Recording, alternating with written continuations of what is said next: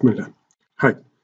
So up to this point, what we did, we used Simulink plus Arduino Mega to test the control strategies. We used it as a manual control.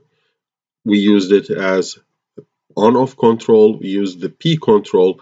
And now we reach to the PID control. We will check what's a PI and what's a PID. We can't use the PID because my system is noisy and fast. It's not recommended to use the D control with it. PI is enough, but we will explain what a D part will do.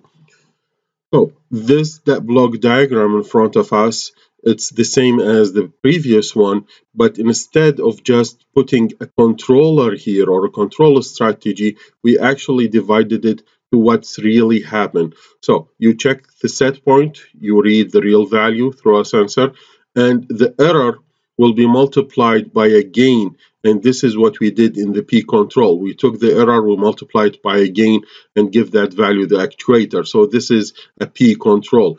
A PID is actually a P control plus an integral control plus a differential control or a derivative control.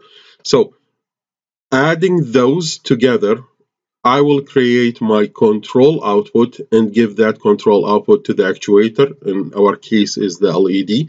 And I will read the value of the light through the LDR and compare to the set point and continue.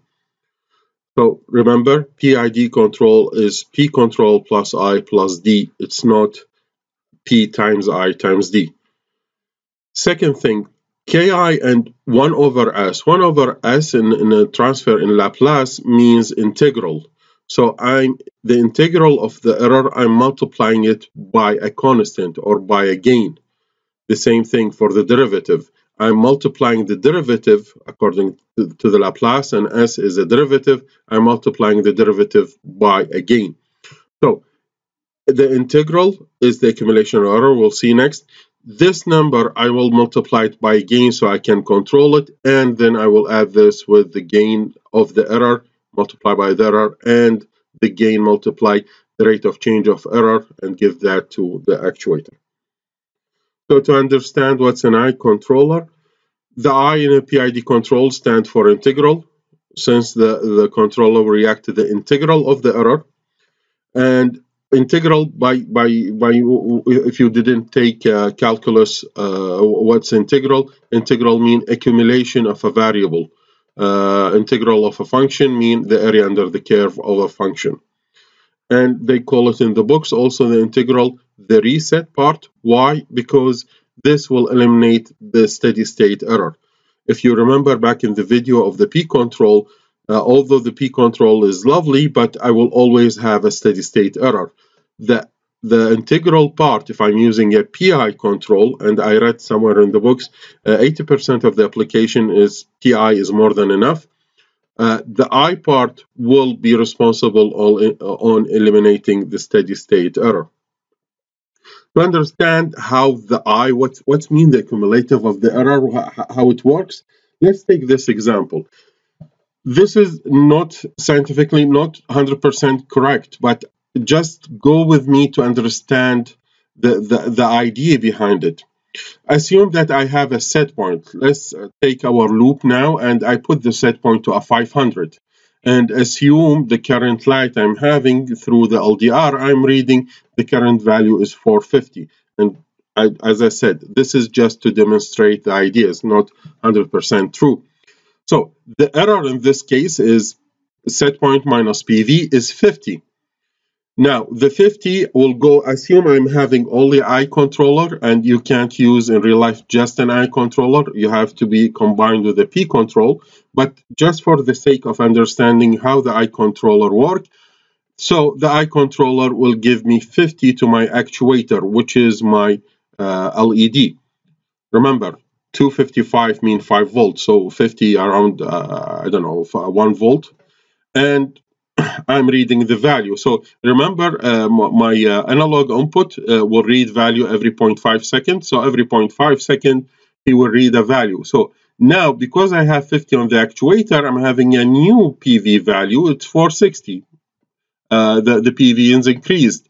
So now my error is changing. My set point is 500 minus 460. I'm having an error of a 40. Now the role of the eye controller. The output of the eye controller is actually the accumulation of the error. So 50 plus 40, the accumulation is 90. So now my actuator will even get a higher voltage. So I'm having more light, which will drive my PV to be a higher value. Now my error due to this is even less. It will be 20. 500 minus 480 will be 20.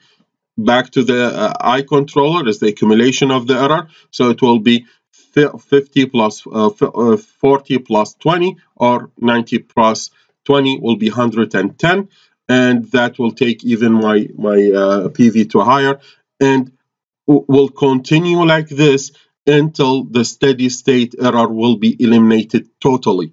That's why the eye controller called a reset. This is the action of the eye controller. The D part on the controller, it's the derivative part, stand for differential or derivative, and the differential in real application mean rate of change, or also the slope of a curve. That's what the derivative mean. And does it affect the steady state error, and why? No, because if you remember, we just said it's the rate of change. And if you have a steady state error, mean it's a steady, there is no change, mean rate of change is 0, so there is no effect in the D on the steady state error. So actually the D control is only affecting the transit part of my signal. If you are taking the step response, it's only gonna work when the transit area, not in the steady state area. And sometimes they said like a D can predict the future. It's not really predicting, but if you know the slope of a curve, definitely I know after like a while how much my value will be, because I know the rate of change, I know the speed, I know the acceleration. I can say in 5 minutes or in 2 minutes I'll get this. So this is for the theory part. Let's now go to the Simulink and see how we can apply this to our loop. So here we are in Simulink. It's the same exact procedure we used in the previous videos. So you open Matlab, you open Simulink, you make sure the hardware configuration are correct, you are choosing the right board, you are building your blocks. And the only thing differs from the previous Pid Control is this block. I just used also a PI instead of a Pid Control, or I can choose PID if I want to use a PID control. So this is the only thing that different from the previous one. Or you can actually build this from scratch. You can add here, remember here is the error. So if I add the gain and add here a sum, so you add the Pid Control plus the I. So you will add also an integrator. This 1 over S is the integrator. So you will add this. You will multiply actually this by a gain. So we will choose a gain. We'll go to the math operation. This is the gain. So if I multiply this will represent my Ki, the gain of the integrator, and this is the integration of the error. So this will be connected to the error, and this to the summing plus the Pid Control, and I can build my controller from scratch the same way, or I can use this block right away. I already downloaded this diagram to deploy it to the Arduino. So I will just go and start the simulation. Remember to put it also on external. We will see how this behave. So as I said, I already deployed this file to my Arduino. I'll just run the simulation. Meanwhile, after it finish, I'll start the slider gain will represent my set point as we saw in the previous videos. I'll check also the value of the PID controller, the parameters. Those are important because now I can control the KP and the KI. So if I double click on this, what we see here is the proportional gain. So it's the 0.4 or the integral gain. So this is actually the Ki that it is multiplied by 1 over S, and this is the Kp. So changing those values, and as I showed you here, I changed the type of controller. Finding the correct values is all what about tuning. So tuning a loop is actually selecting those values so that my system will behave the way I want it to do. So I'll open the slider gain, I'll open the scopes, bring all the scopes forward, and voila. So now if you can see, my set point is 818, and I see the error actually goes to 0, and this part is due to a glitch. I couldn't solve it. I think it's something in Matlab with Arduino or Simulink in Arduino. Please, if you have a solution for this and you figure out what is this, just leave it in the comment. I'll take care of it. And but you can already see my output behavior. My PV is actually going to exactly where I wanted to do. So if I reduce this, and you will notice how the LED is reacting to this.